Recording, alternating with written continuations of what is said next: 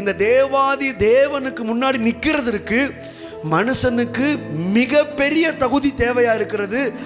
அந்த மிகப்பெரிய தகுதியை இந்த மனுஷன் எங்கேயும் போய் வாங்க முடியாது.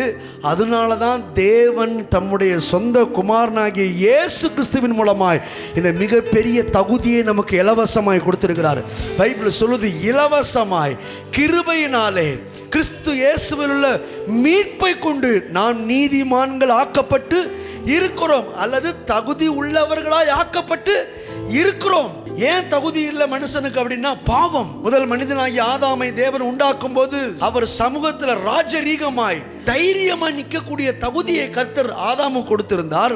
ஆனால் என்றைக்கு ஆதாம் பாவம் செய்தாரோ அந்த சனப்பொழுதிலேயே அந்த தகுதியை இழந்து போய்விட்டார். நேற்றைய போல இன்றைக்கு கர்த்தர் வர்றாரு, நேற்று வந்து நின்ற மாதிரி இன்னைக்கு நிற்க முடியலை. ஏன்னு கேட்டா, பாவம் அந்த தகுதியை இழக்க செய்து விட்டது. தேவ சமூகத்தில் நிற்கக்கூடிய அந்த நீதியை இழந்து போகும்படி பாவம் ஆதாமை கெடுத்து விட்டது. இப்போ மறுபடியும் அந்த தகுதியை கொடுக்க வேண்டுமானால் பாவம் தண்டிக்கப்பட்டு ஆக வேண்டும், பாவம் செய்த ஆத்துமா சாக வேண்டும் என்கிறது தான் தேவனுடைய கட்டளையா இருக்கிறது. ஆனால் தேவன் மனிதன் மேல வச்ச அன்பு என்ன அன்புன்னு தெரியல.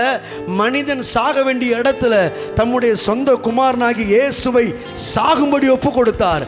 பைபிள் சொல்லுது, பாவம் இல்லாத அவரை தேவன் நமக்காக பாவமாக்கினார். இன்னொரு இடத்துல சொல்லப்பட்டிருக்கிறது, பிதாவோ அவரை நொறுக்க சித்தமாகி பாடுகளுக்கு உட்படுத்தினார். கடைசி சொட்டு ரத்தத்தையும் சிந்தும்படி ஆண்டவராகிய இயேசு கிறிஸ்துவை பிதாவாகிய தேவன் விட்டு கொடுத்தார் என்றேன். நான் சொல்றேன், இவ்வளவு தூரம் தம்முடைய சொந்த குமாரனை சாகுவதற்கும் அவமானப்படுத்தப்படுவதற்கும் நீச கோலமாய் நிர்வாண கோலமாய் தொங்க வைத்து ஒட்டு துணி இல்லாமல் வஸ்திரங்கள் எல்லாம் கலட்டி விடும்படி தம்முடைய சொந்த குமாரனை ஒப்பு கொடுத்ததின் நோக்கம் என்னன்னு கேட்டா, உங்களுக்கு எனக்கு நீதியின் வஸ்திரத்தை கொடுத்து தேவ சமூகத்தில் தைரியமாய் நிற்க வைக்க வேண்டும் என்கிற அந்த ஒரே ஒரு காரியத்துக்காக சொந்த குமார் என்றும் பாராமல் அவரையே ஒப்பு கொடுத்தார். இன்னைக்கு அந்த இயேசு கிறிஸ்துவை யாரெல்லாம் ஏற்றுக்கொள்கிறார்களோ அவர்கள் எல்லாருக்கும் தேவன் இந்த மிகப்பெரிய தகுதியை இலவசமாய் கொடுத்திருக்கிறார். இயேசுவை ஏற்றுக்கொண்ட எல்லாரும் தேவ சமூகத்துக்கு தைரியமாய் வரலாம்.